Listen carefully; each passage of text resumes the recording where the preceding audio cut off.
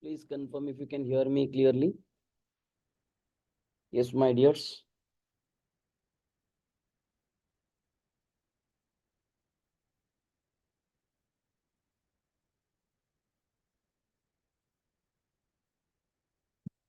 So before we proceed into today's crash course, today's marathon on law, we'll have some insight on our preparations for the examinations and few other things that we have to keep in mind while we prepare for this very important thing called as CA Foundation examination. Good morning, everyone. Yes. So no matter which exam you're giving, whether it is CA examinations or your degree examinations or PU examinations, one final thing that has to be kept in mind is the consistency. Consistency is one thing that you have to practice right from day one, and it has to be maintained till your examination, till you complete your examination, till you write your examination. Because sometimes what happens, we will put all our efforts for, like, say, 4 months, 5 months, 6 months, few of us from 1 year will be consistently putting the effort, but at last moment we tend to lose our heart. So what happens is, when we lose this particular spirit at the last moment, all the efforts that we have been putting till now, all the hard works that we are putting till now, all the works, all the dedications, all the revisions, everything that we were doing till now, probably will lose out. So being consistent uh, throughout the course and keeping this particular consistency intact till you complete your course forms a very important part when it comes to any examination for that matter. Of course, we are discussing here, we are thinking it from the CA foundation perspective, but this particular thought can be extended to any one particular point of time, because this factor of consistency, this factor of practice comes as a matter no matter which stage of CA you are in. It may be CA foundation, CA intermediate, CA finals, or even in the articleship phase. Having said that, I want to tell you a story based on which probably you'll understand what exactly is the intention of being consistent, or what will be the impact of being consistent. So once what happened, Indra got angry over farmers. A mythological story as it goes, but probably we'll have some morals to take up from this story. So Indra gets angry with the farmers, and he tells that there won't be rain for next 12 years. For next 12 years, there won't be rain at all. Of course, it's a matter of uh, great grief that when there is no rain, farmers cannot cultivate. There won't be uh, food grains and many other things, shortages. Everything will happen. That is why people prayed Indra, sir, please pardon us. Whatever wrongs we have done, we are sorry for that. So please give us the, please show some pity on us. So Indra makes an idea. He doesn't want to get step back from his curse. So what he does, he says, uh, we'll do one thing. When Shiva plays the Damuru, you will get the rain. So you keep praying Shiva. If Shiva plays the Damuru, you will get the rain. The moment he plays the Damru, you'll get the rain. And here on the other hand, Indra and Shiva come to an agreement that Shiva will not play the Damru for 12 years. That means none of them are defeated in their respective things. So farmers keep on praying Shiva, which goes in vain. They don't get any result. So one fine day, they give up this particular prayer. And the entire community of farmers stop going to the farms. They rest at their house, saying that there won't be any rain for next 12 years. So we need not go. Once the rain comes, we'll let us go back and let us cultivate. But one particular farmer keeps his things on a regular basis. That means he goes to the land every day, no matter whether rain comes or not. He keeps plowing, he keeps sowing the seeds, he goes to farm and he comes back. Of course, there's no water there. Still, he does this on a regular basis. Routinely, he does this. So, many people observe this, many farmers observe this. And they're like, why are you going to the land? What is the point in going to the land? Because for next 12 years, there won't be any rain. Having being said, that is the situation. Whether you cultivate or not, it doesn't matter at all. So why are you wasting your precious time and energy? So when this is said, the farmer says, I know there won't be any rain for next 12 years, but if I don't go to farm and if I don't cultivate in my land, probably I fear that I'll forget how to cultivate or I'll forget the technique of how to farm the land. That is why not to get rid of this particular technique, not to get rid of this practice, I am going to the land on a daily basis. This is what the farmer says. See, when this conversation is happening between the farmers, Parvati listens to this. Parvati feels moved by this. Now Parvati is concerned. Now Parvati is worried. So she goes to Shiva and tells, see, you have taken a pledge that you will not play the Damru for next 12 years because you and Indra have entered into an agreement. However, suppose if you forget to play Damru after 12 years, what will you do? You will not play any Damru for next 12 years means there's a chance that you are going to forget it. So then what will you do? How will you start playing the Damru? So now Shiva is worried now. Shiva doesn't think about all these things. Shiva is worried now, saying that if I stop playing Damru for next 12 years, definitely he'll forget that particular technique of playing Damru, and there's a problem that he will never play the Damru at all. So, just to see whether the Damru works or not, whether he can play Damru or not, he starts playing Damru. So, automatically what happens? Indra had said, when Shiva plays the Damru, there will be rain. And automatically, there is rain in the land. Now, what happened?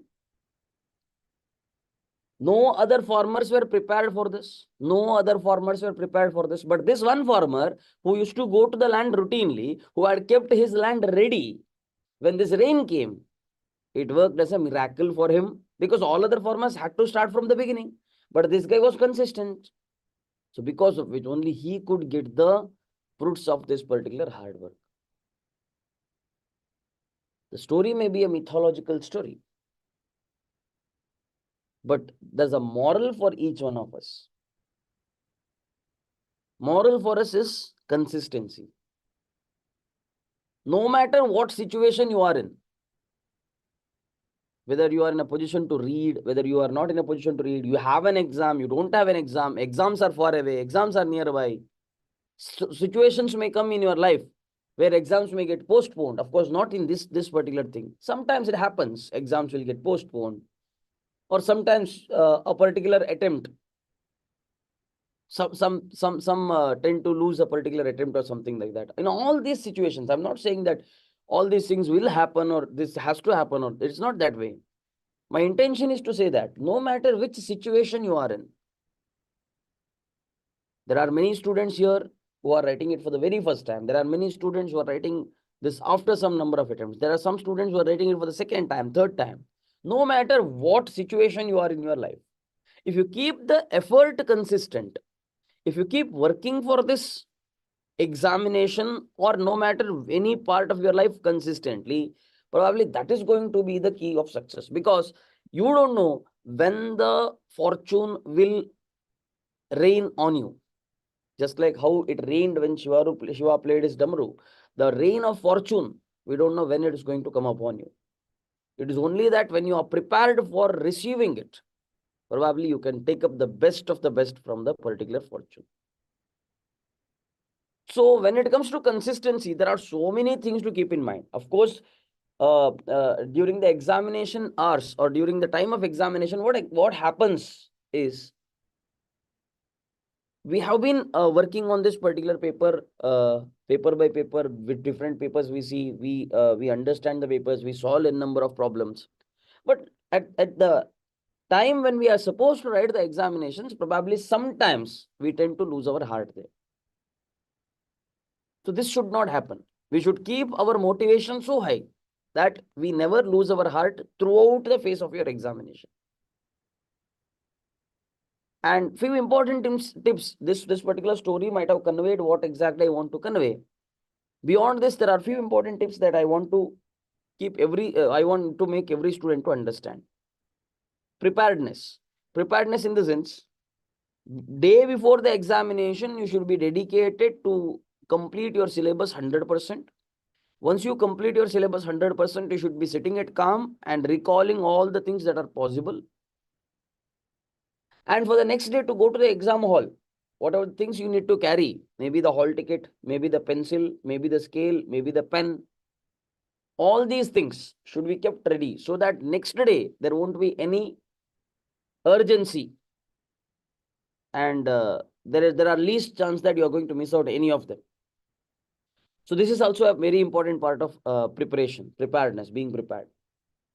Second important thing, normally what happens, students normally go to first examination. Say they feel the first examination is a bit moderate.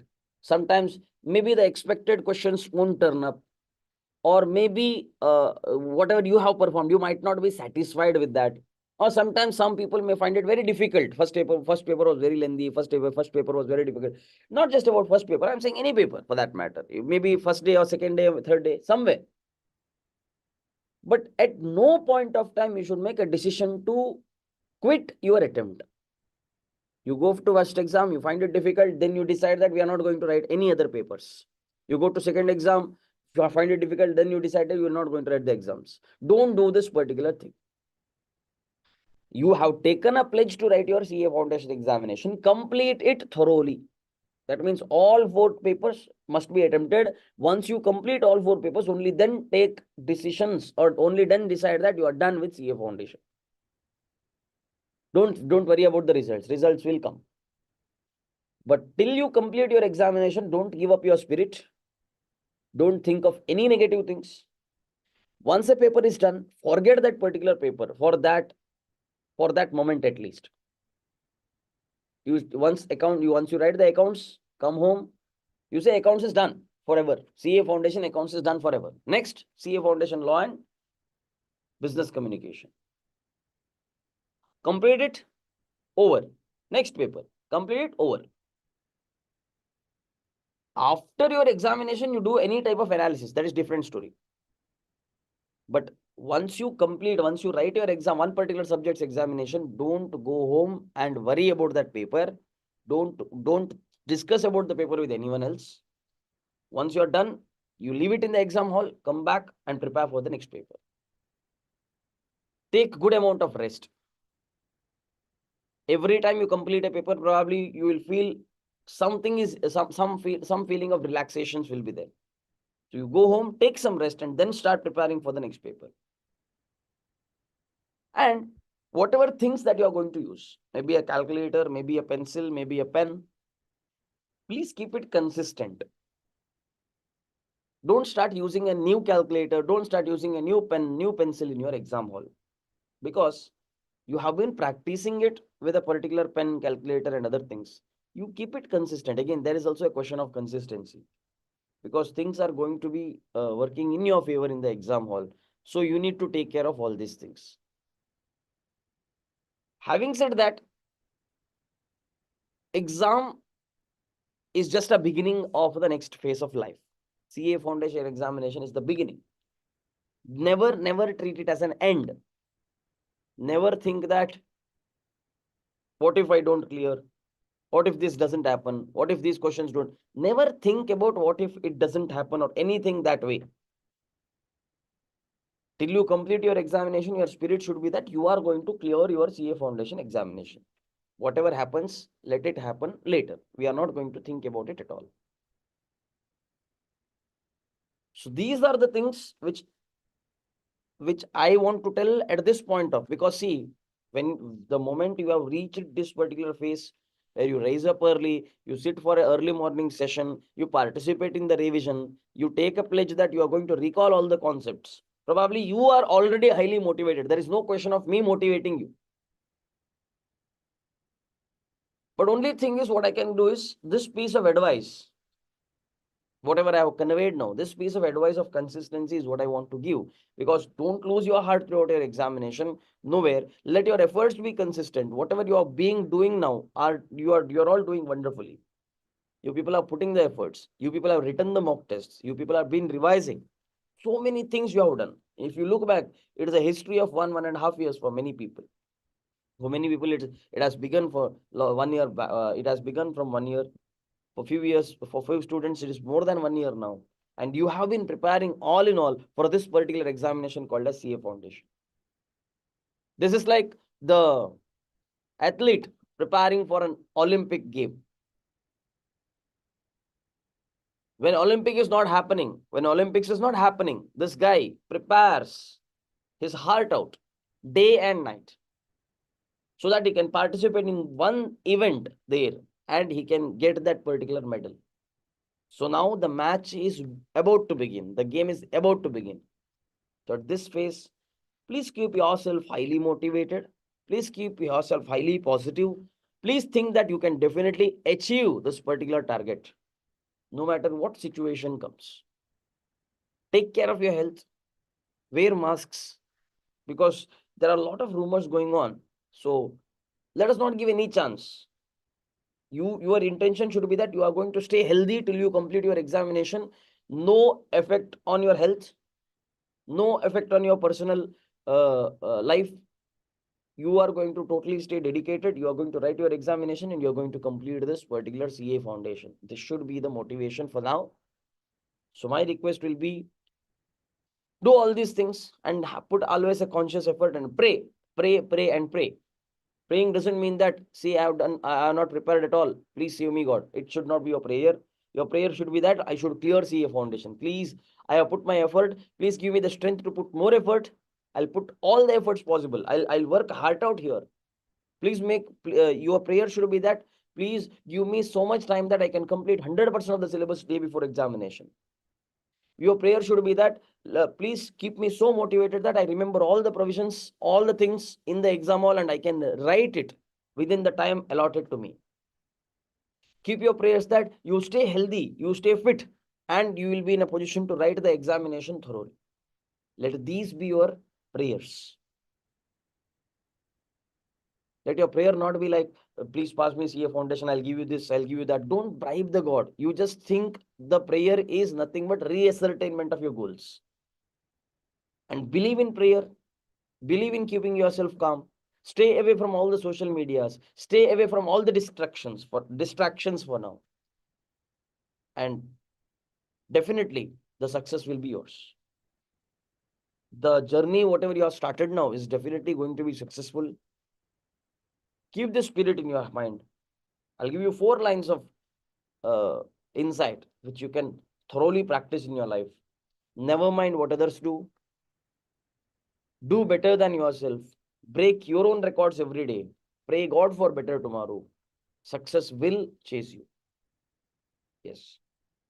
So this is the morning motivation for you. Stay tuned. I'll be back in 10 minutes for today's session of marathon. Yes. Thank you.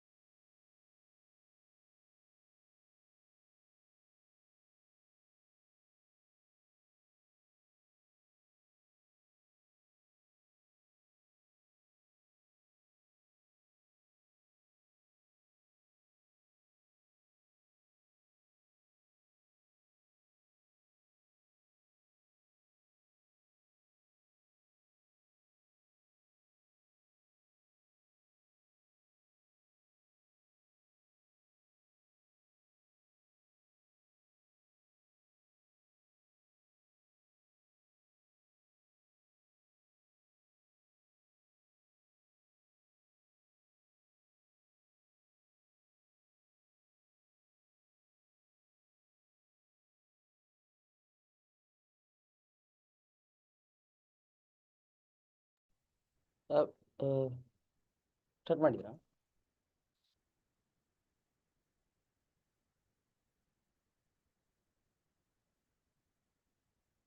Good morning. So here we are with the continuation of CA Foundation Law Marathon. Day 3, session 4.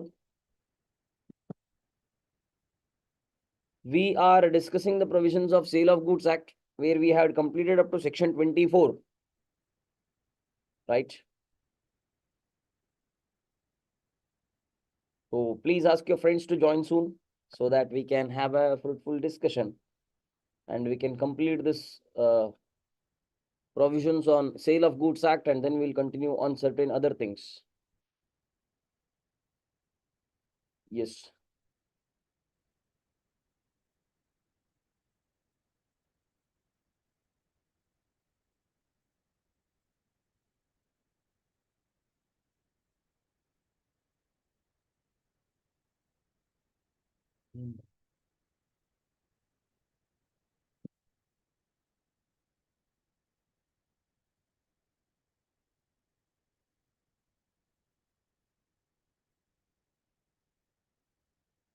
Yes, sir. So let me share the link once. I forgot to share the link for those people.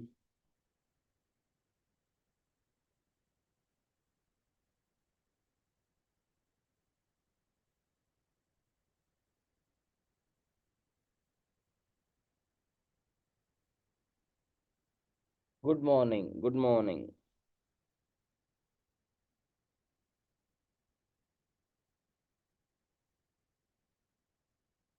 Arey, where are your friends today? Only 21 people are there. Ask them to join soon. Somewhere, wherever you can connect them, connect to them. Tell them that sir has started the class. Come on, ask them to join soon. Only 16 people are there. Where are the others? 21 it was earlier.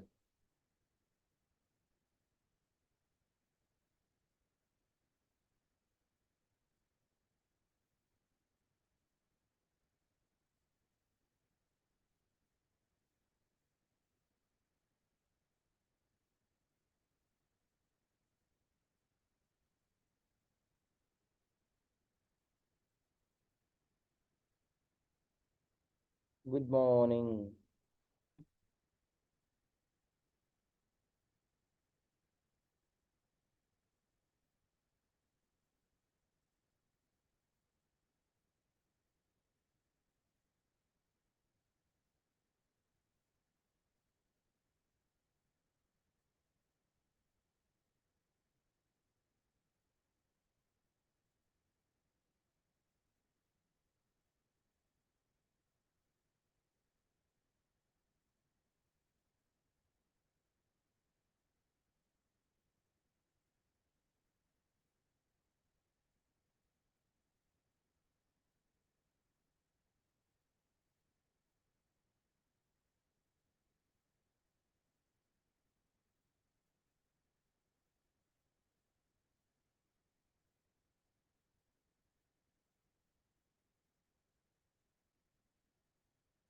Okay, okay. So we discussed up to section 24.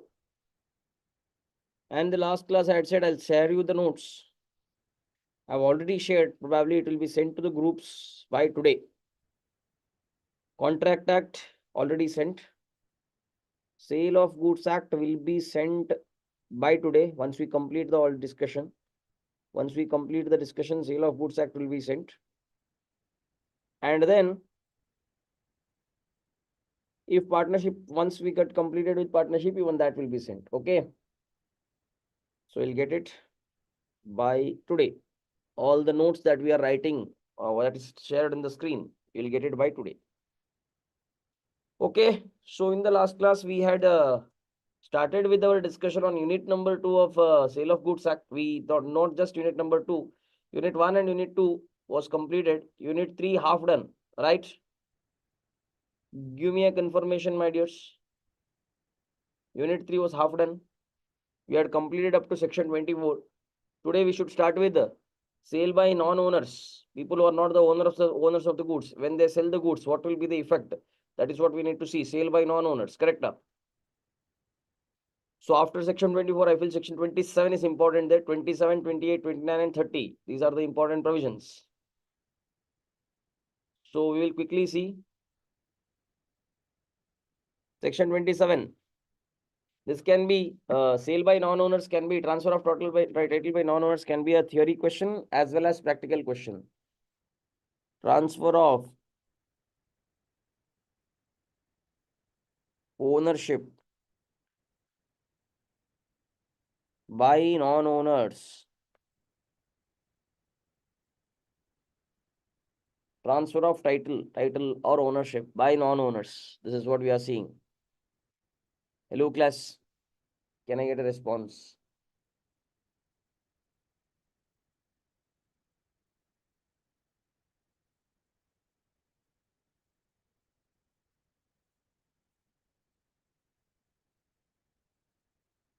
So transfer of ownership by non-owners. First of all, section 27 says only person who is the owner of the goods, only person who has the title on the goods can transfer the ownership. Nemo dat quad non-habit. Nemo dat quad non-habit means he who doesn't have cannot give. No one can give what he has not got. Correct? No one can give what he has not got. So there are certain circumstances, even the non-owners can sell the goods and the sale will be valid sale. That means there are certain exceptions to section 27. There are certain exceptions to section 27. First one being sale by agent. Sale by mercantile agent. Whenever the mercantile agent sells the goods. So sale by agent. Not a normal agent, mercantile agent. When I say mercantile agent, selling agent or business agent is called as mercantile agent. So mercantile agent who has the possession of the goods. Possession of goods with consent of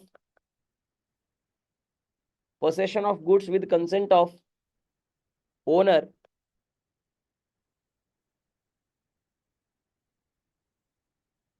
who sells goods in ordinary course of business.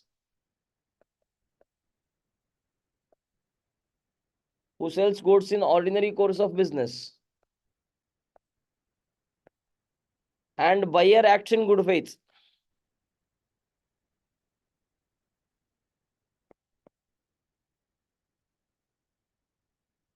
So here what exactly is happening is agent is acting beyond his authority.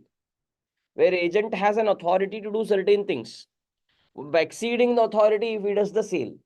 And buyer is acting in good faith. Buyer is not knowing that agent is exceeding his authority. Still, when an agent sells the goods, it will be binding on the principal and the sale will be treated as valid sale.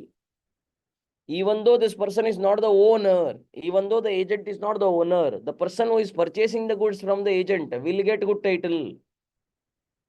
The person who is purchasing the goods from the agent will get good title. This is what it says. That is section 27 for us.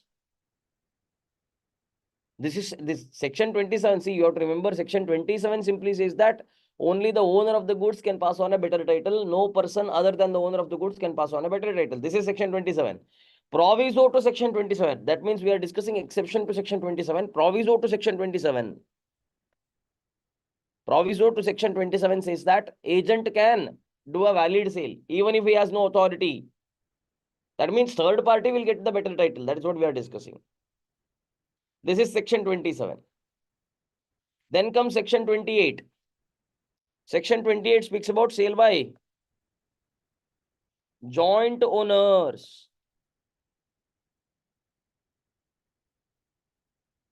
क्या होगा?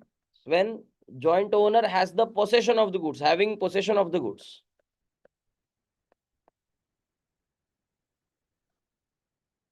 When the joint owner has the possession of the goods, if he sells the goods to some third person, whether he has the authority to sell or he does not have the authority to sell, irrespective of that, third party acts in good faith, thinking that this guy has authority to sell.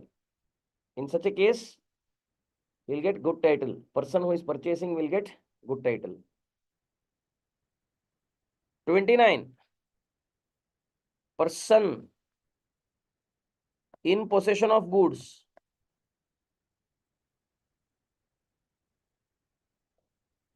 under voidable contract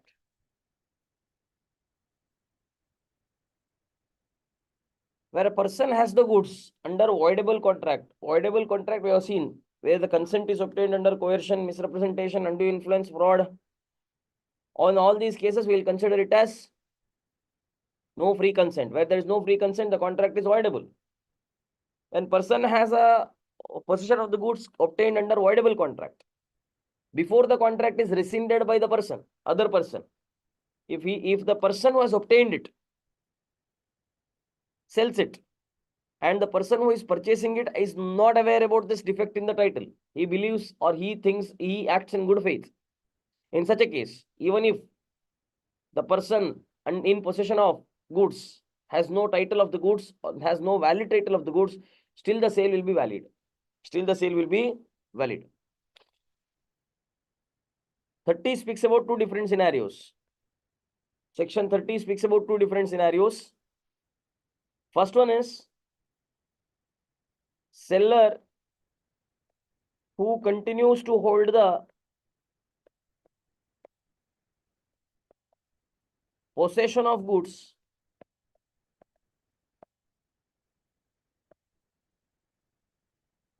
already sold. Seller who continues to hold the possession of the goods already sold. Buyer who has possession of goods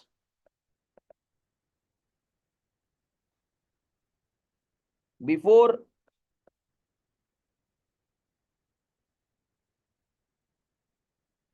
goods are sold to him.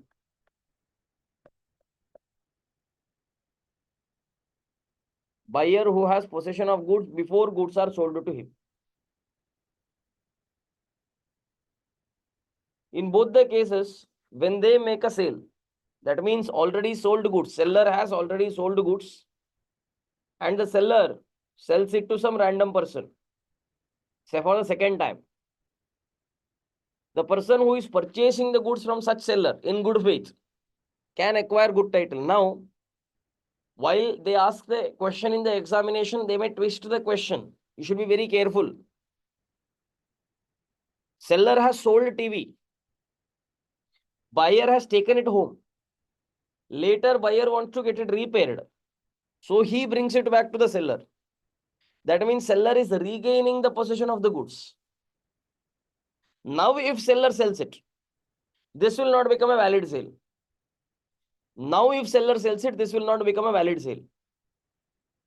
Under section 30, what is spoken is goods already sold, delivery yet to happen. That means goods has not gone to buyer yet.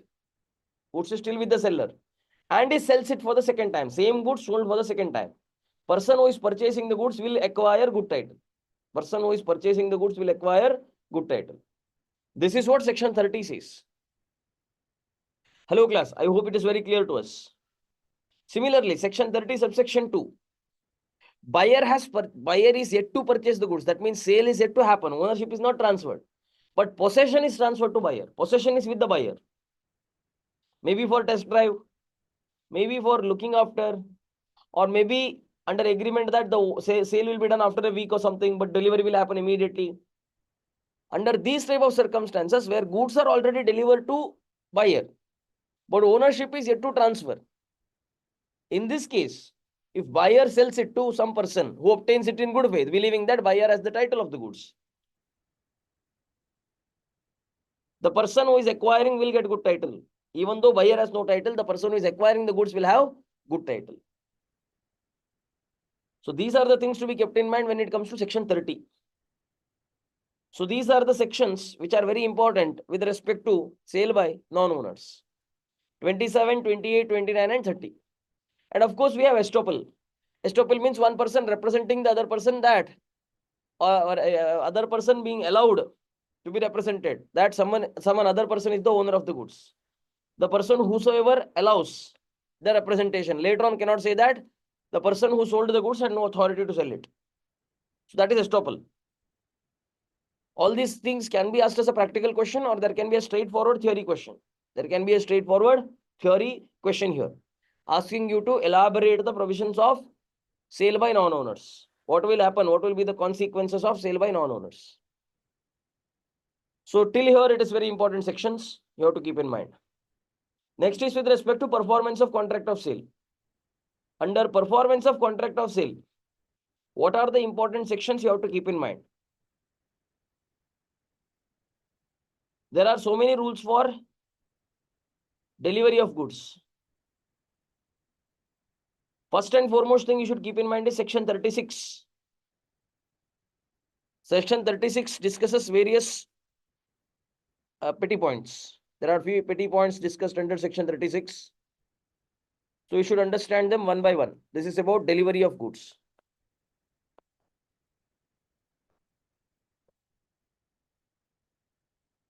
Under provisions of delivery of goods, few important sections, I'll say. Section 36. Section 36, under that first one, place of delivery.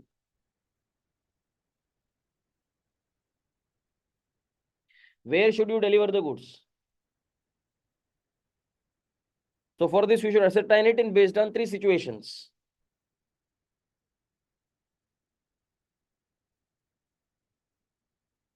In case of sale, in case of agreement to sell, or in case of agreement to sell future goods.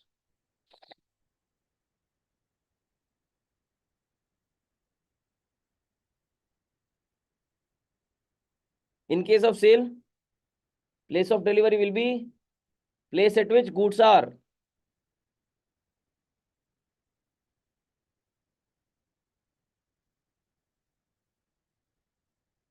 At time of sale.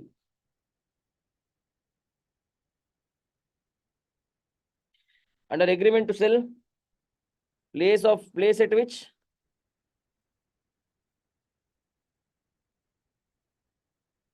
goods are at time of agreement to sell. In case of future goods, place at which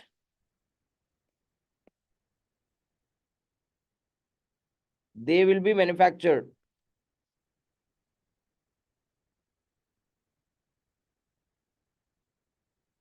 Place at which they will be manufactured.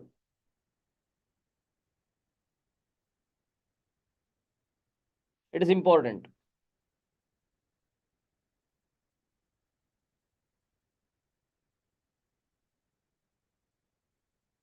One more thing that is very important here is subsection 3. Goods in possession of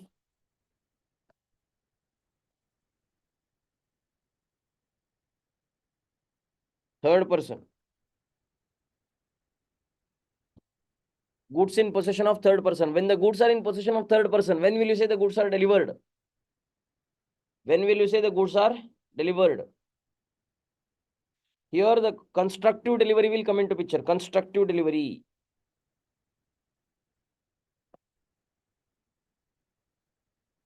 It is only when third person acknowledges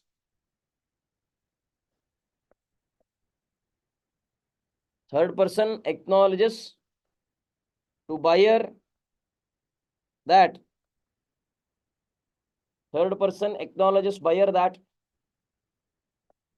he holds goods on his behalf. That means third person holds goods on behalf of buyer. That acknowledgement should be there when he acknowledges to the buyer. Very nice. This is what is called as constructive delivery. This is also important section 36 subsection 3.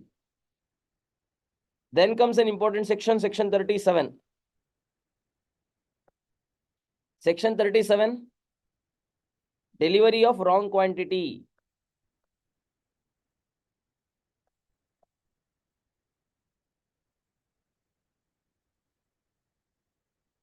Section 37, delivery of wrong quantity. You have three different phases here. Short delivery, excess delivery, mixed delivery.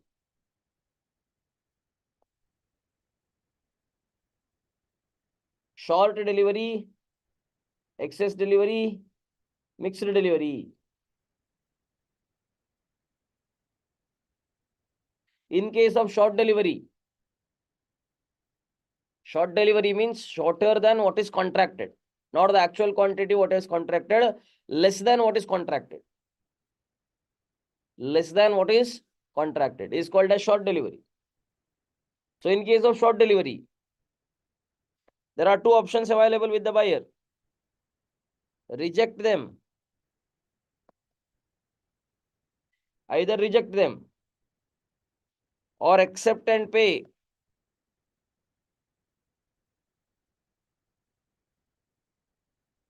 At contract rate. Whatever he accepts, for that he has to pay the contract rate. Rate means per unit value into number of units what he has received. Excess delivery, larger than what is contracted.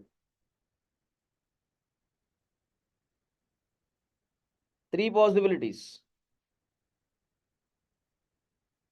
Either accept contracted value and reject the rest, or reject the whole lot.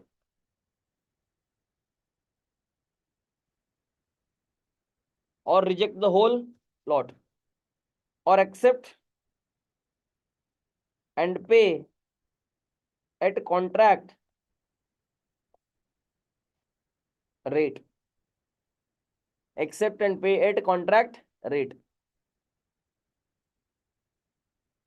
Last one. Mixed goods. Mixed delivery. One that is contracted, one that is not contracted, where there is mixed delivery of goods.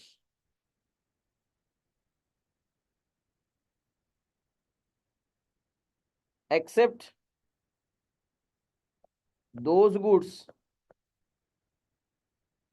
which are in accordance with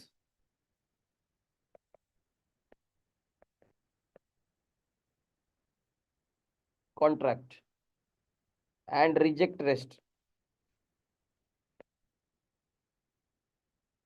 or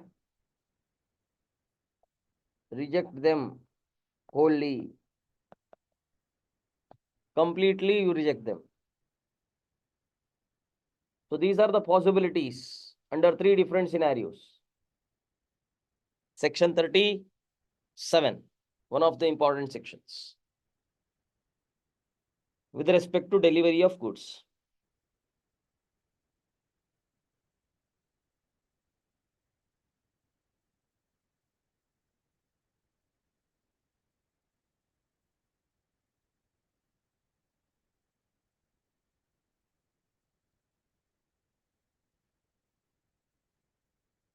So with this,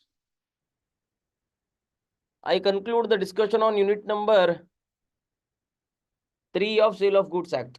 All the important provisions, whatever are there in unit number 3, gets completed here. These are the topics that are very important in unit number 3 of Sale of Goods Act. Remember, what we are discussing is very, very important sections where we can expect certain questions. We are targeting for a super 100. Our target is for super 100. So yesterday we had covered almost how much areas? Do you recall? 9 areas.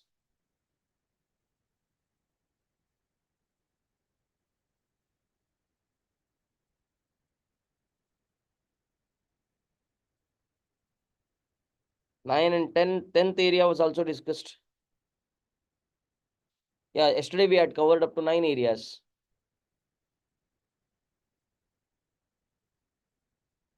So today this is going to be the 10th topic.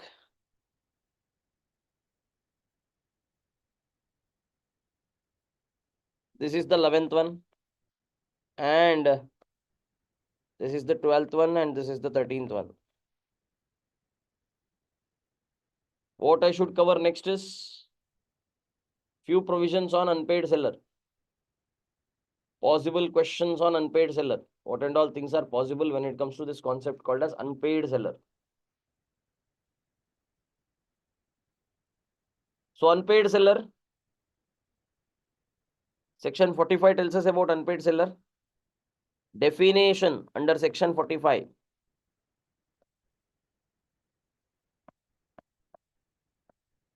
Is important.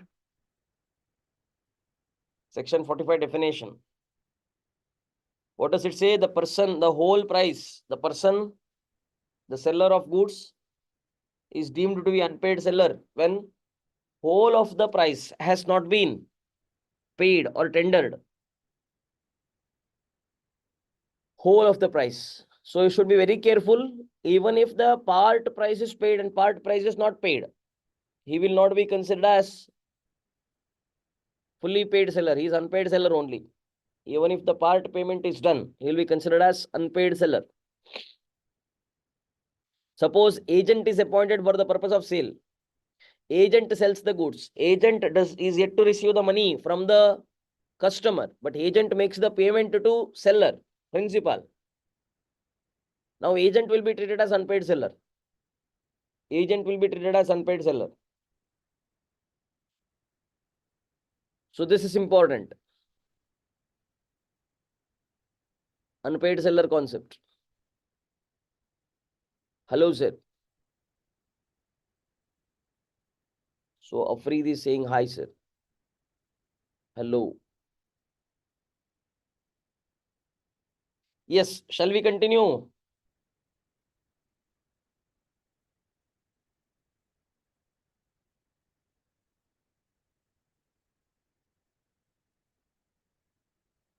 Yes, yes, you can go ahead. You can ask it out.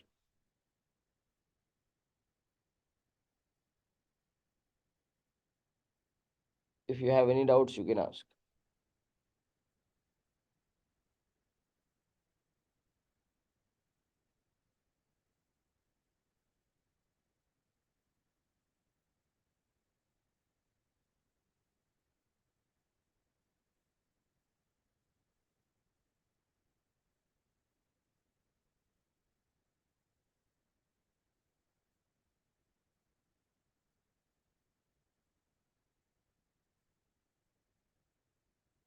Okay. So let us continue. Unpaid seller definition is important. Unpaid seller's definition. So three important components. Seller who is not paid fully.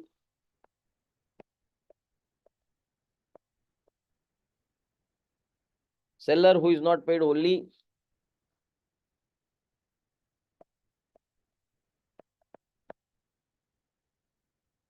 Seller who is paid using bill of exchange or using negotiable instrument.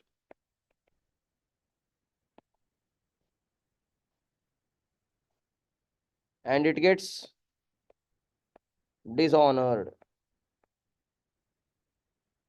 And it gets dishonored. Last one, agent who has paid his principal. but is yet to receive.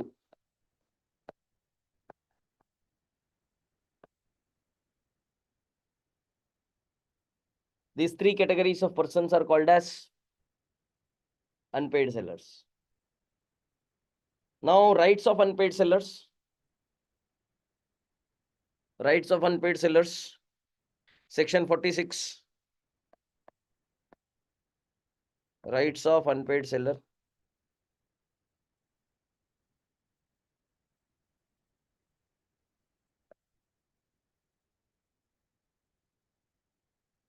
How many rights, sir? We are discussing as against the goods. Rights of unpaid sellers as against the goods.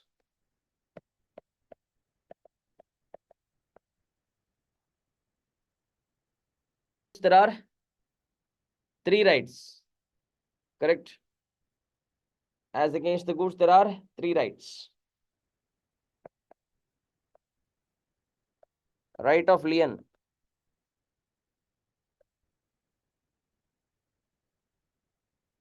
Right of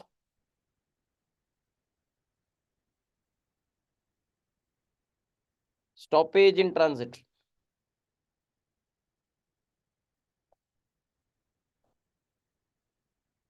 Right of stoppage in transit. Right of resale. Right of resale.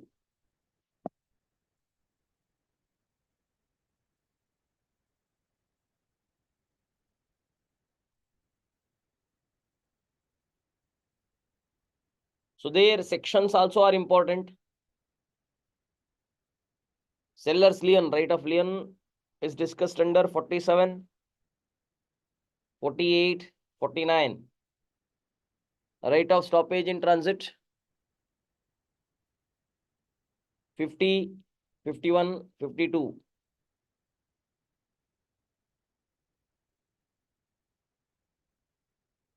And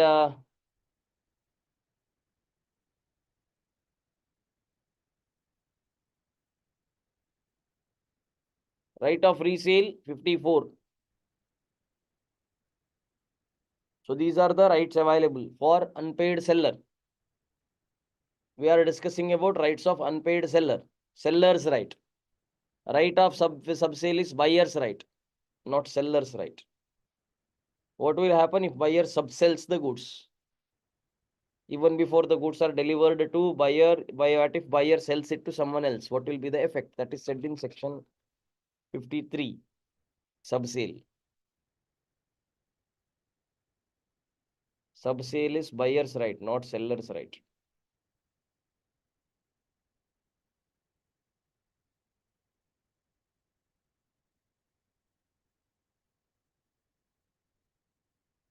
So important sections I'll say here. What are to be kept in mind? Even if you can't remember the section numbers there, please remember the provisions regarding lien and right of stoppage in transit and right of resale. Under what and all circumstances these rights can be exercised. Please remember these provisions. Right of lien. Lien means retaining someone else's goods. Goods that belongs to someone else. Other person's goods. When you retain, it is called as lien. When seller retains the goods and refuses to deliver them to the buyer till the payment happens, it is called as right of lien. He has exercised the right of lien. There are three circumstances where right of lien can be exercised. One, where goods have sold without any stipulation as to credit. That means there is no credit period available. Or second one, goods are sold on credit and credit period has lapsed. Credit period has expired. Or third one is where buyer has become insolvent. Buyer becoming insolvent means buyer fails to pay the dues in the normal course of business. In these three circumstances, I'll say the seller can exercise right of lien. Seller can exercise right of lien. Important. Then 49. So important sections here are 47 and 49. Important sections, I am saying important sections 47 and 49. 47 and 49 important. 49 speaks about when will the lien be terminated? When will the lien come to an end? When the goods are delivered to the carrier without reserving the right of disposal. When goods are delivered to the carrier without reserving the right of disposal, right of lien is lost. Where buyer and his agent lawfully obtains the possession of the goods, they take the delivery of the goods. There can be possible questions here. Remember, when they lawfully obtain the goods, this is also, the lien comes to an end in this circumstance also. Lien comes to an end. Or where seller waives off. That means he himself says that I'm not going to exercise right of lien. In that case also. Or by estoppel. By estoppel means whereby his conduct is showing that he is not going to exercise his lien. In all these circumstances, the lien is lost. Seller cannot exercise lien.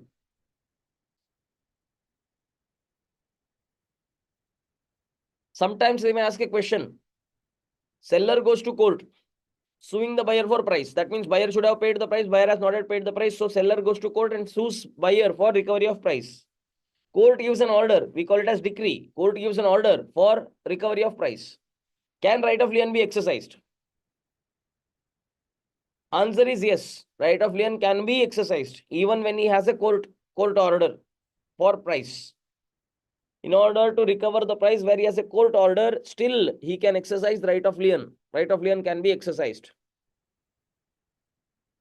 Very important thing. Next one is stoppage in transit.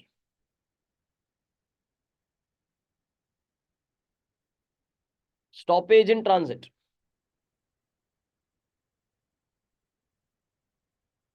Stopping the goods when they are in transit. Remember, this is available only in case of buyer becoming insolvent. Once you give the goods for transmission purpose, once you give the goods for transmitting it, you lose all the rights. You cannot exercise lien, but only when the stoppage in transit can be effected is when even before the delivery is made to the buyer, even before the goods reaches the buyer, seller gets to know that buyer has become insolvent. In that case, he can give the notice to the transportation stating that not to deliver the goods. So there, stoppage in transit will come. Stoppage in transit. Unpaid seller, he must have parted away with the goods.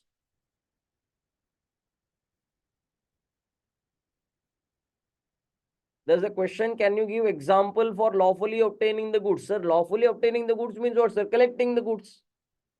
Lawfully obtaining means collecting. Unlawfully means without his permission you're obtaining.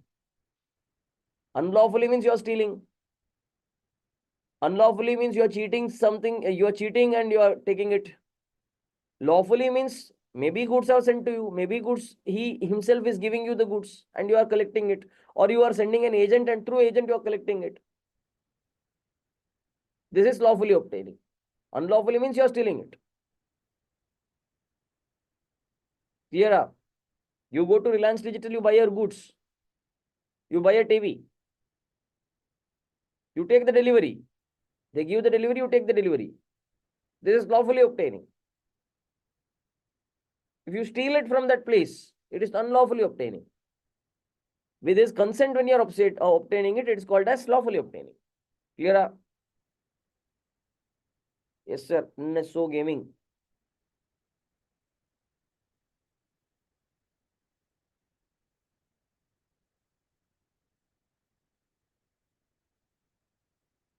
Yeah.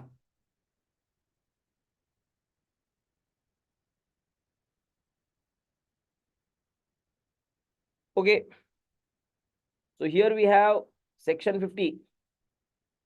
Section 50 tells us about stoppage in transit. In stoppage in transit, section 50 is very, very important. Section 50.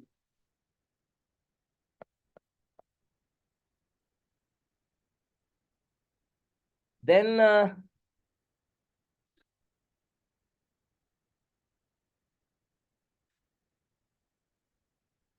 last important thing is right of resale. Right of resale.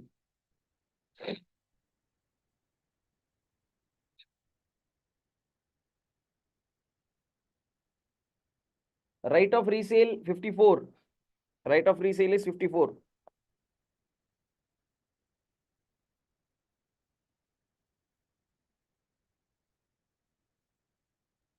You have retained the goods or you have stopped the goods in transit, no?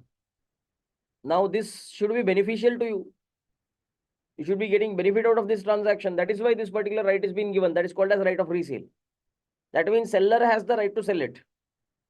Now important thing is, while reselling, what are the cautions he has to take? If the goods are perishable in nature, perishable means goods are going to lose its value. Majority of the value are going to be lost. So where it is perishable in nature, it is perishable in nature, you should remember that there is no need of giving any notice. Seller can resell the goods. However, in other cases where the goods are not perishable in nature, it is important to give the notice to the buyer of your intention to resell. Now, if you are giving the notice, what will be the consequence? If you are giving the notice, then if the resale results in loss, whatever the loss amount is there, it can be recovered from the buyer. If the resale results in profit, the profit can be retained by the seller. However, if the circumstance is such that you are not giving the notice and you are reselling the goods, if it results in loss, you cannot recover the loss amount from the buyer. If there is any profit, you cannot retain the profit. It must be reimbursed to the buyer. So these are the important things to be kept in mind with respect to rights of unpaid seller as against the goods. I hope it is clear to us.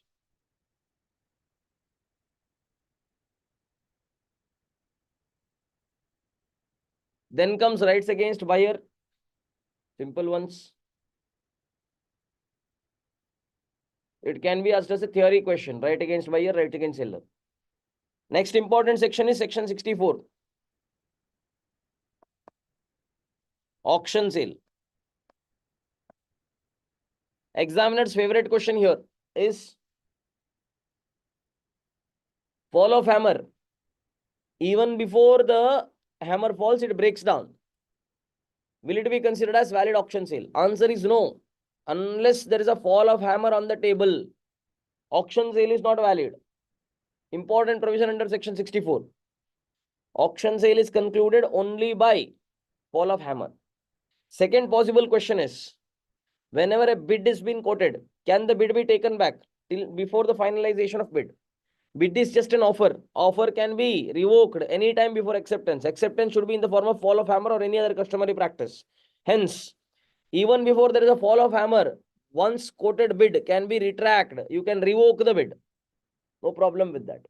Third important possible area, seller's right to participate in the bid. Can seller participate in the bid? Seller can participate.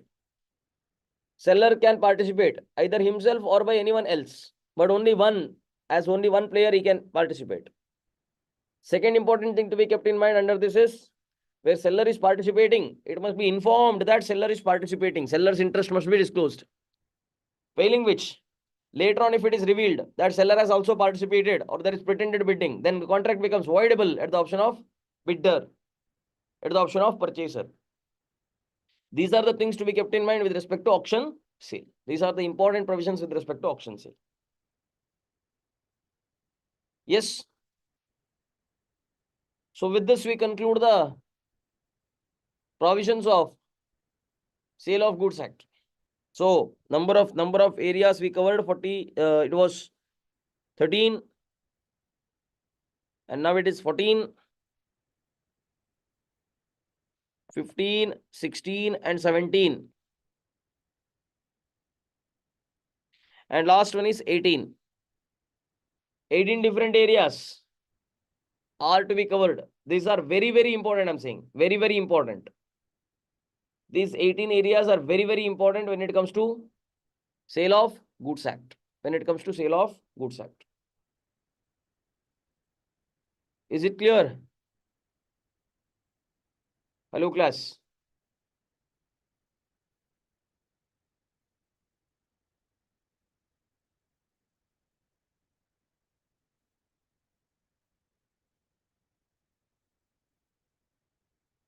So with this, we conclude the provisions of Sale of Goods Act. Sale of Goods Act comes to an end. So what comes next? Next unit to be discussed. Next topic to be discussed is Partnership Act. We should go for Partnership Act. Of course, very, very few sections are there which are very important when it comes to Partnership Act. Very few sections.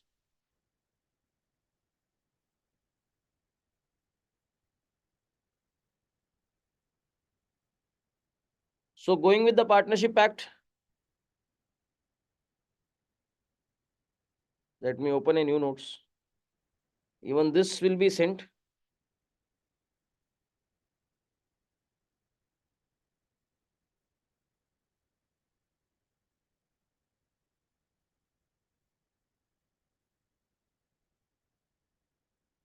In Partnership Act, what are the points to be remembered? What are important?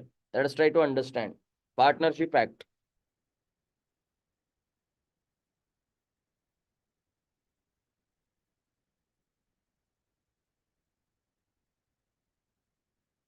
Under Partnership Act, Section 4 is important. Section 4 tells us about definition of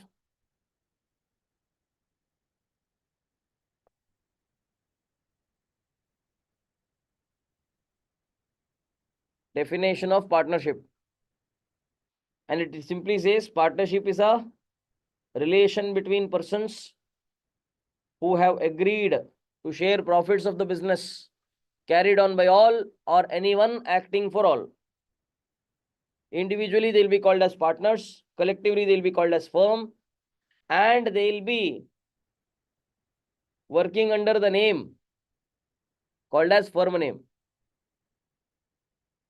This is important under this chapter. Second important section is Section 5. Section 5 tells us about importance of agreement.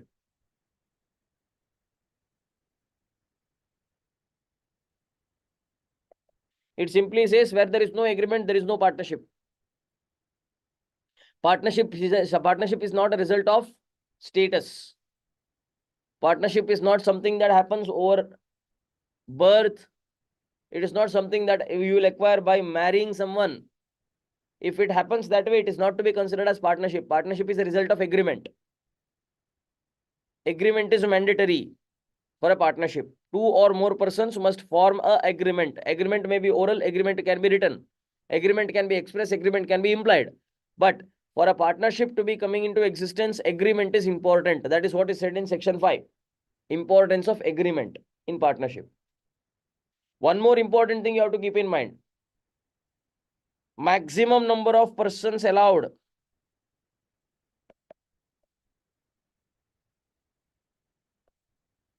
Maximum number of partners. Minimum number of partners, since it is agreement, we should have two or more persons. But when it comes to maximum number of persons, what you have to remember is, we do not have any provision in the Partnership Act. The provision comes from Section 464 of Companies Act. Section 464 of Companies Act limits maximum number to 50. It says you cannot have partners more than 50. 50 partners, more than 50 partners are not allowed. Maximum number of partners allowed is 50. Shall we?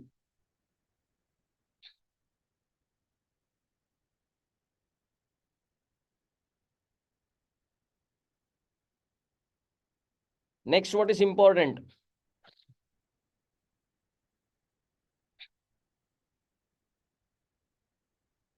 Next, we need to see true test of partnership. Section 6, important again. Section 6.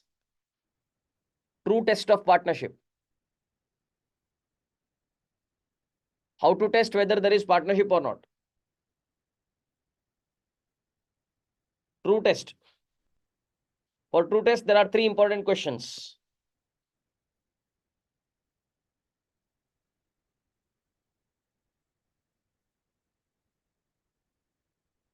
There are 3 important questions to be answered. First one, it must be proved that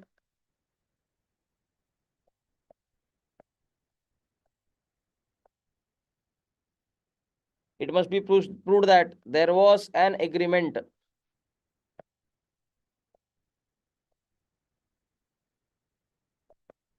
There was an agreement. Agreement was to share profits.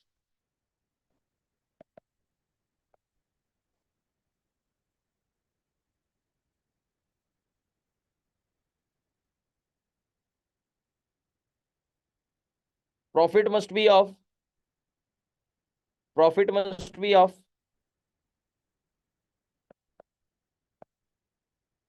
business carried by all or anyone acting for all.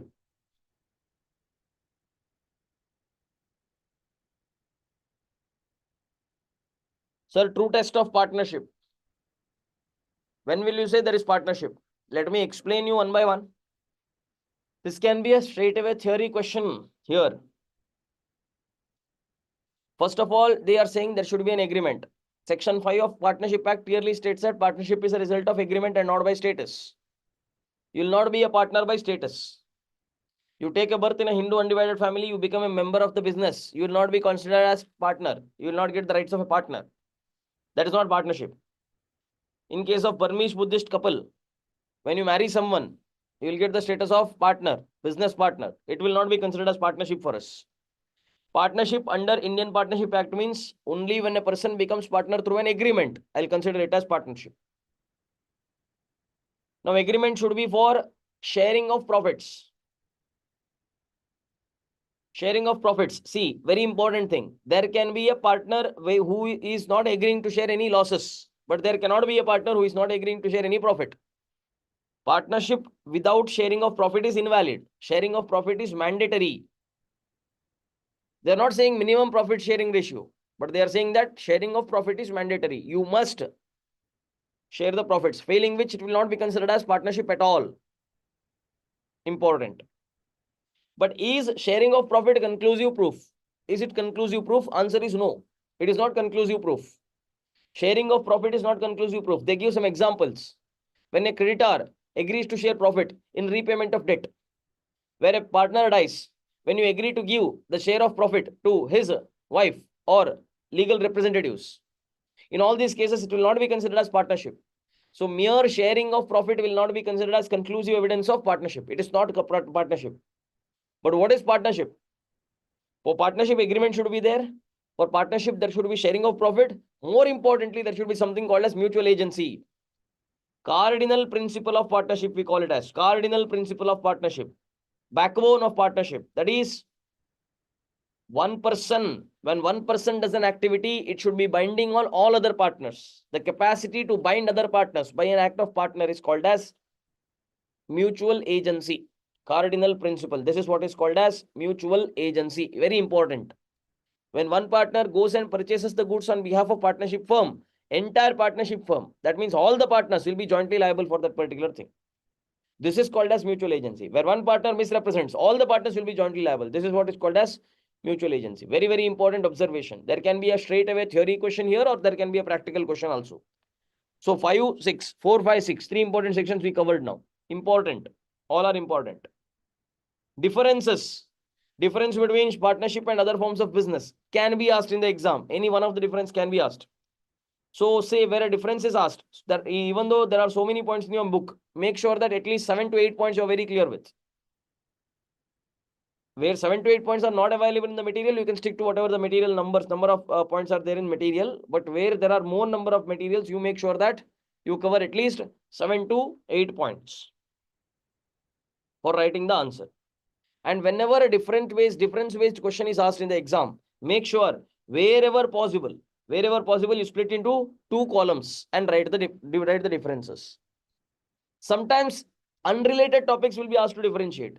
Sometimes topics may not be related to each other. You cannot put a column and differentiate. That time, you just go on writing the definition and example for both the things. Definition, example, characteristics, if available, all those things can be written. So this is with respect to writing of differences. Now, when it comes to Partnership Act, what more is important? Types of partnership, you already know. Very simple. With respect to duration of the partnership, we have partnership for fixed period and partnership at will. And with respect to business, we have particular partnership and general partnership. So these are the types of partnership. Next, what is very important here is types of partnership deed can be asked as a theory question. Partnership deed. Nothing but partnership agreement made in writing is called as partnership deed. So it can be asked as a theory question. Contents, including contents of partnership deed. The question can be expected. Under types of partners, very important for us is section 28. Section wise, section 28 is important. Types of partners. Section 28 is partner by holding out.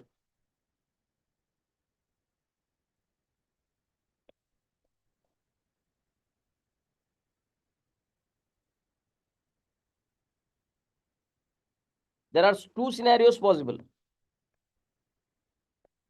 One in case of outsider. One in case of retiring partner.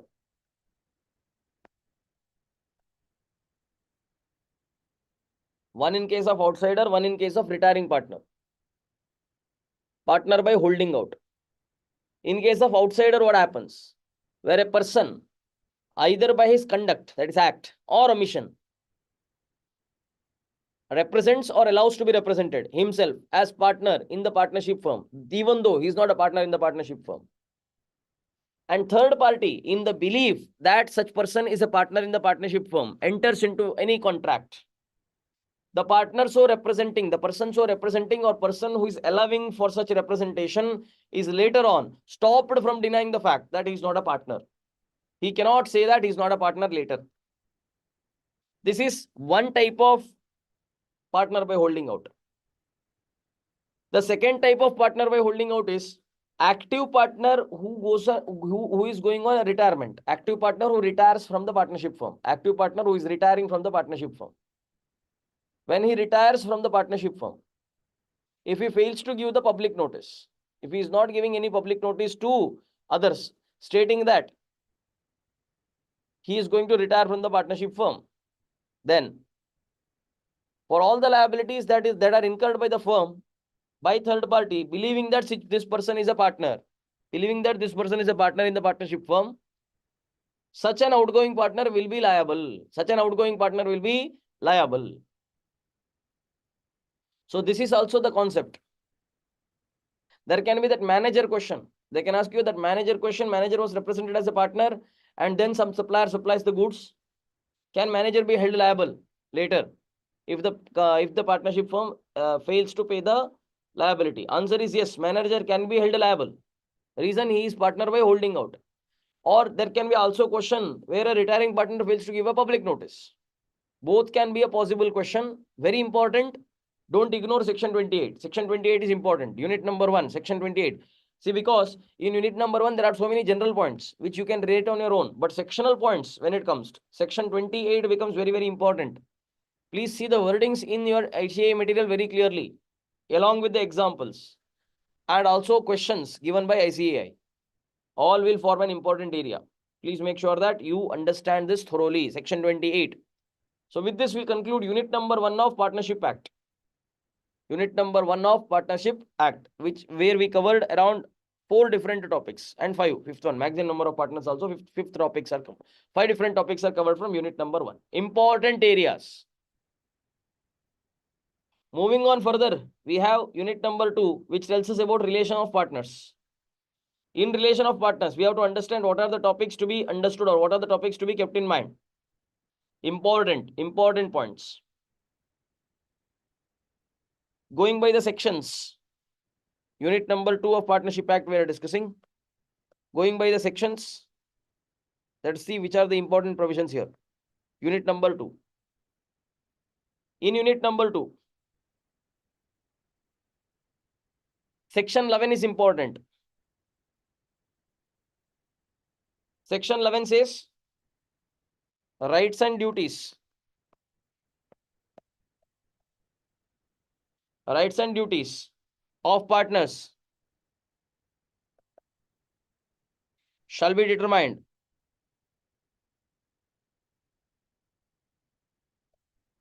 by contract between them.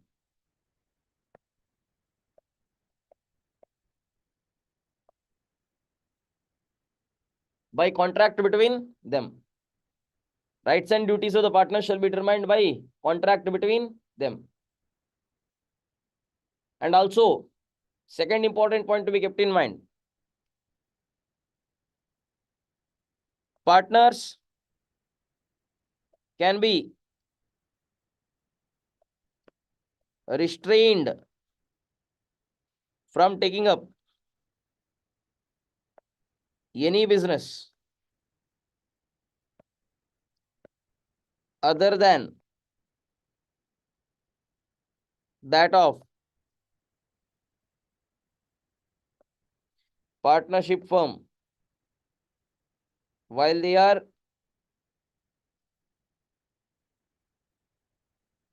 this is an exception to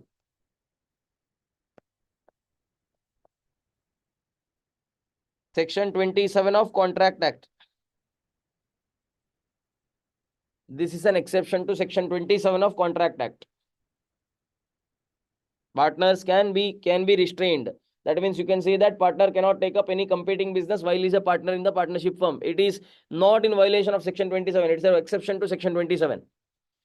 So section 11 is important. Section 11 is very important.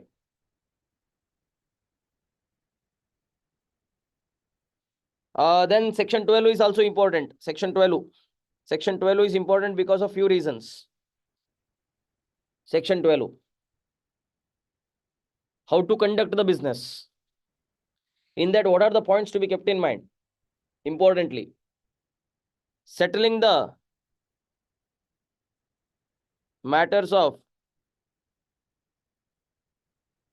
dispute. How to settle the matters of dispute between the partners. Settling the matters of dispute. First thing, every partner shall have right to express opinion. Every partner shall have right to express his opinion before deciding the matter.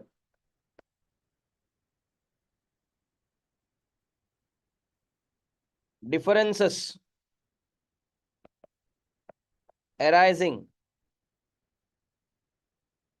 as to ordinary matters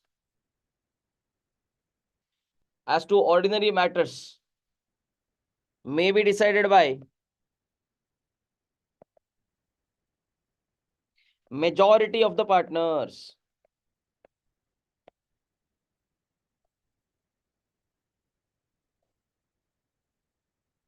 Differences arising may be decided by majority of the partners. Ordinary matters. In case of change of nature of business,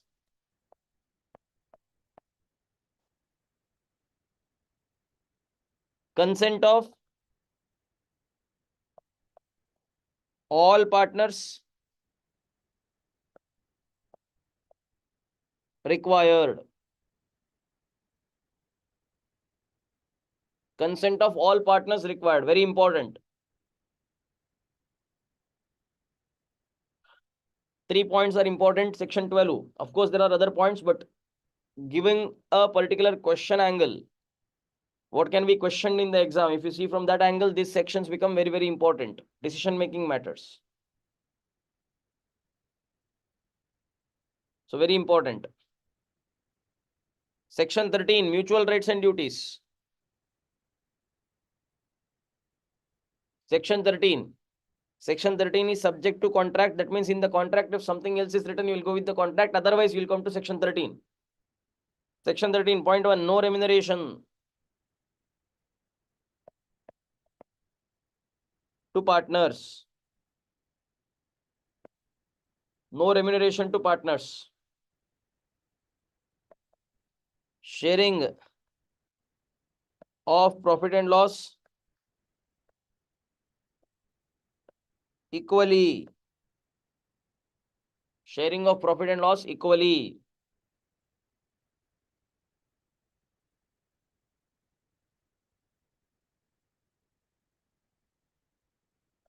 Interest on capital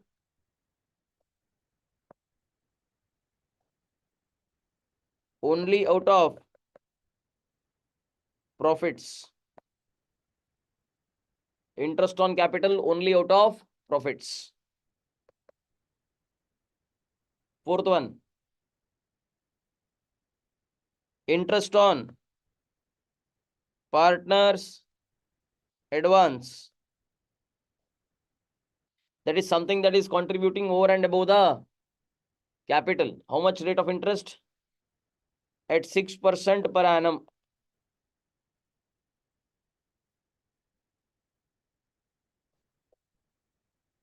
Firm to indemnify partner in respect of payments made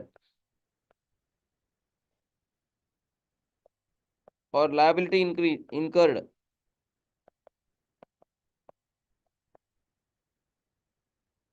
in ordinary conduct of business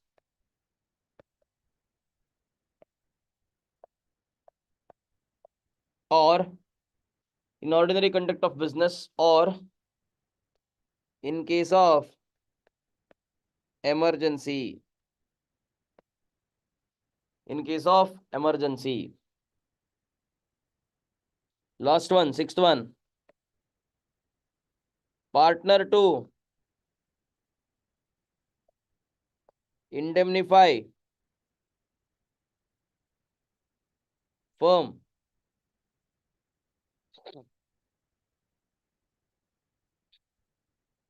for willful neglect.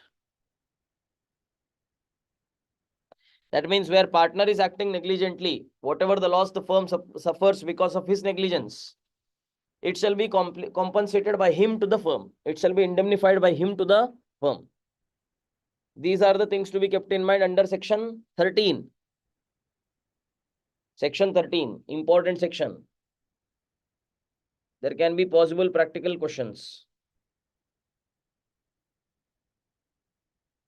Next, important section. One more important section is section 16. Next important section is section 16. Section 16 speaks about personal profit.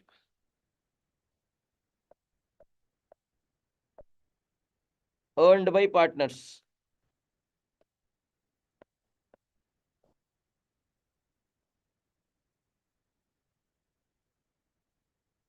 Personal profit earned by partners. Because of 4 reasons if personal profit is earned. So first point is either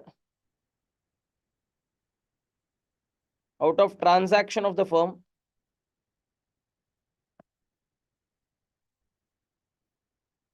out of transaction of firm, or using firm's property, using firm's property, or using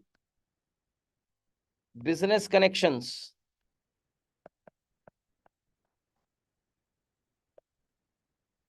or using firm name.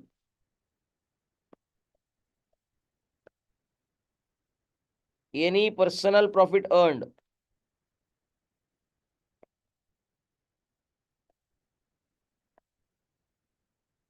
it must be accounted. It must be accounted and paid to the firm.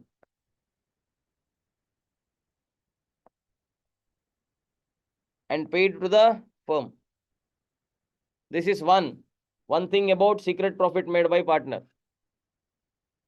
Second thing,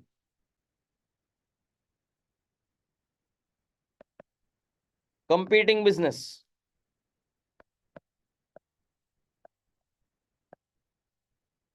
If partner does any competing business with that of firm, account for it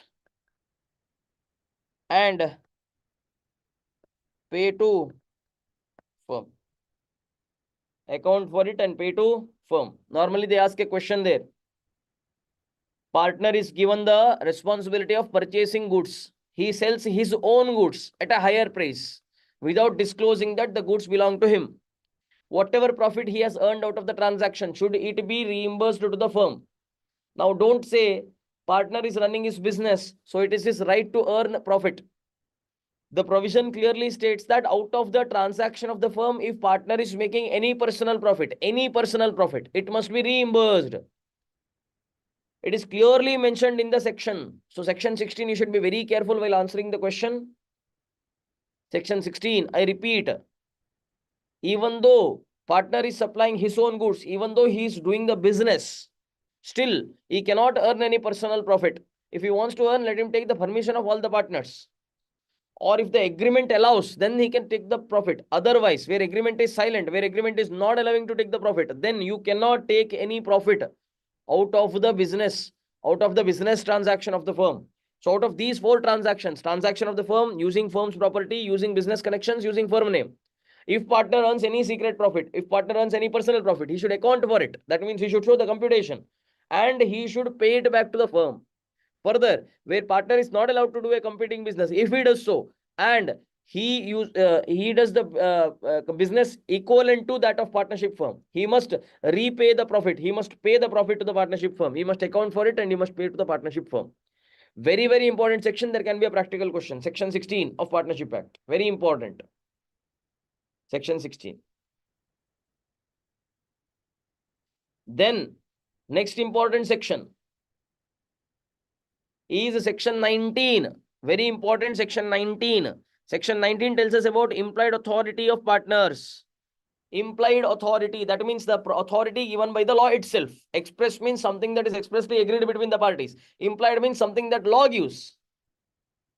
We consider it as implied authority of the partner. It says act of a partner which is done to carry on business of the kind carried on by the firm in the usual way binds the firm. Whatever partner does for the purpose of carrying on the business of the partnership firm shall be binding on partnership firm. Remember this clearly, shall be binding on partnership firm. This is called as implied authority.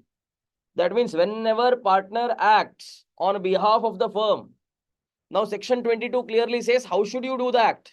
You should be doing it in such a way that either you should be using the name of the firm or you should be showing some intention of binding the partnership firm. That means third party should know that you are doing it on behalf of the firm. That is mode of doing the act under section 22. Remember this important section, section 19, implied authority of the partner. It clearly says act of a partner which is done to carry on business of the partnership firm in usual way will bind the partnership firm. However, there are 8 different activities which will not bind the partnership firm. There are 8 different activities which will not bind the partnership firm. Out of which 4 matters related to court. 4 matters. This is just a key to remember. 4 matters relate to court. 2 matters relate to immovable property. 1 relates to opening of bank account. 1 relates to partnership firm entering into a different partnership agreement. Now, out of those 4 court matters, let's try to understand one by one. A single partner does not have capacity to bind the partnership firm under these 8 activities. Which are they? 1. Submitting a dispute relating to the business of the partnership firm to arbitration. Where there is a dispute with respect to business. It may be between the partners, or it may be in some way which is related to the dispute, which is related to the business of the partnership firm. One partner cannot take a call to submit the matter to arbitration. It cannot be done solely by a partner. Not allowed. Next, compromise or relinquish any claim or portion of claim by the firm. Firm is claiming something from the third party. Now, you being the partner cannot compromise or relinquish. Relinquish means giving up. Compromising means agreeing for something less than what firm is originally asking for. Individual partner cannot do this. Compromise or relinquish any claim or portion of claim by the firm. Third one, withdraw a suit or proceedings filed on behalf of the firm. On behalf of the firm, you might have filed a case. You cannot withdraw it. Being a single partner, you cannot withdraw it. You don't have the implied authority. And last one is admit any liability in a suit or proceedings against the firm. There might be a case registered against the firm. Now, being the partner of the firm, you cannot agree liability. You cannot say that we are ready to pay so much of amount. You, being an individual partner, cannot agree for this. These are the 4 matters related to any dispute or litigations. 2 related to immovable property. Being a partner, you cannot acquire immovable property on behalf of the firm, or you cannot transfer any immovable property that belongs to the partnership firm. Further, you cannot open a bank account in your personal name on behalf of the partnership firm, or you cannot enter into a partnership agreement, another agreement on behalf of partnership firm. These are the 8 activities which are outside implied authority of the partner. This will not form the implied authority. Implied authority means capacity of the partner to bind the partnership firm when he does the act on behalf of the partnership firm in a usual way of business. This is what is called as implied authority of its partner and its exception. Implied authority of a partner and its exceptions. Can be a theoretical question. Please remember this very, very important section. That is, in Partnership Act, this unit number 2 is very important. There are very few sections which are very important here. So you should always remember these things clearly. The last important section for today that I'm going to discuss is section 21, partner's authority in case of emergency. Section 21. Partner's authority in case of emergency. What can a partner do in case of emergency? Wherever there is an emergency situation, partner can do anything like a man of ordinary prudence have done in his own case to protect the partnership firm from all the possible losses. Your intention must be to protect the partnership firm from losses. So a partner has an authority. So partner's authority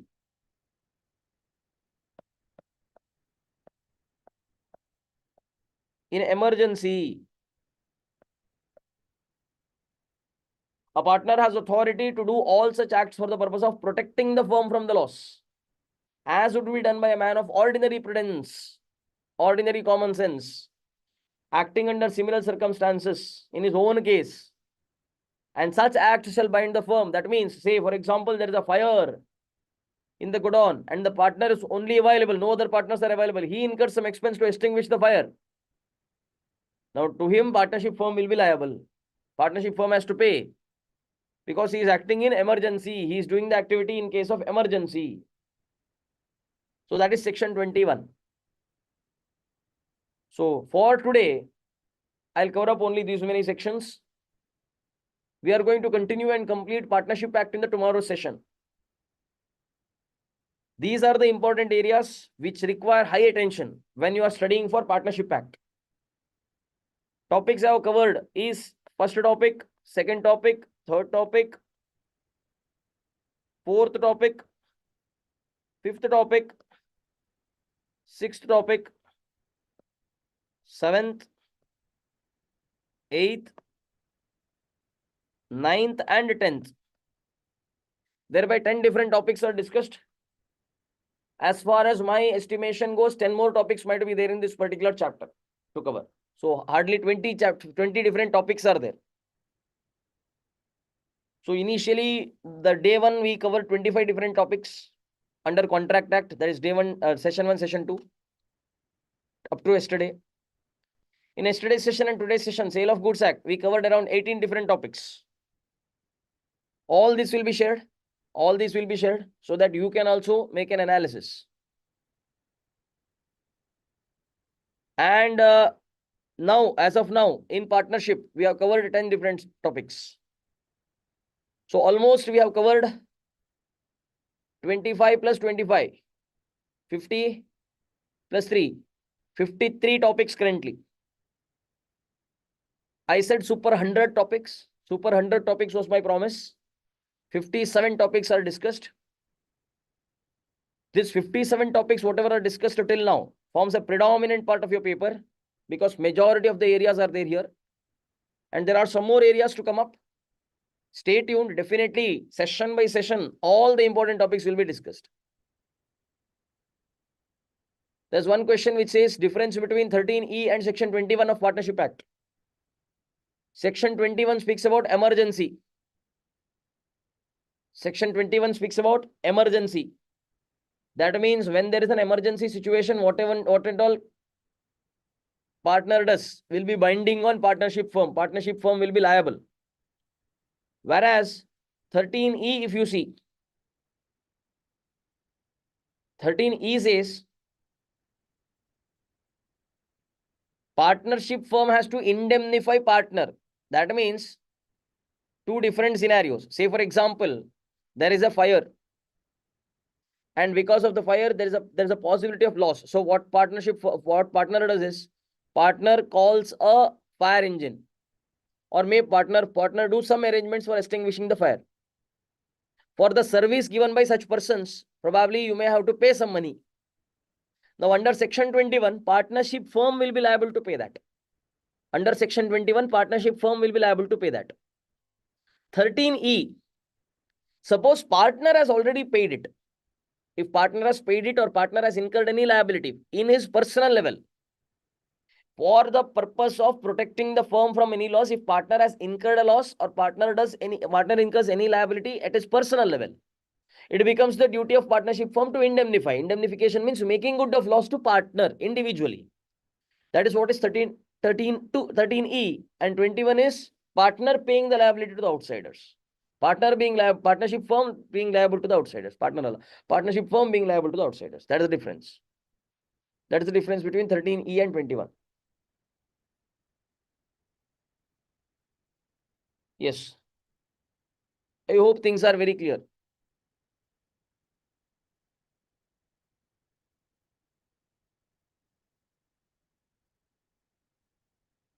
So, shall we end the session for today?